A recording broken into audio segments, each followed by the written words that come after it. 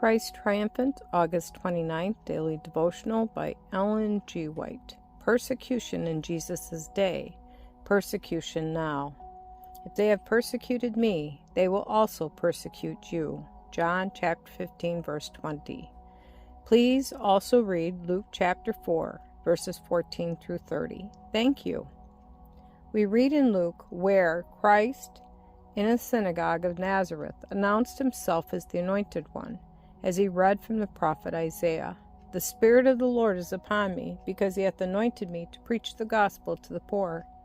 He hath sent me to heal the brokenhearted, to preach deliverance to the captives, and recovering of sight to the blind, to set at liberty them that are bruised, to preach the acceptable year of the Lord. Then Satan whispered his unbelief, and those in the synagogue said, Is not this Joseph's son?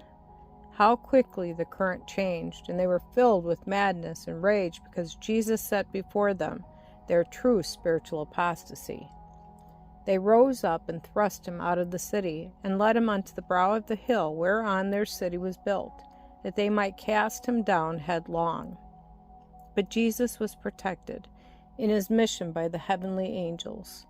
Passing through the midst of them unobserved, he went his way. Herod and the wicked authorities killed the just one, but Christ never killed anyone, and we may attribute the spirit of persecution, because men and women want liberty of conscience, to its origin, Satan. He is a deceiver, a liar, a murderer, an accuser of the brethren. He loves to see human misery. He exults in distress, and as we view the cruel persecutions of those who would obey God according to the dictates of their own consciences, we may know that this is the mystery of iniquity. This conflict was opened upon the Son of God. He was afflicted.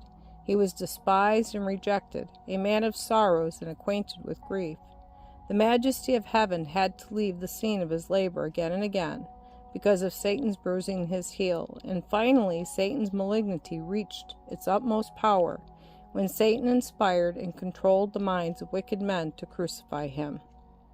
The enmity of Satan will continue, fierce and determined, against the followers of Jesus.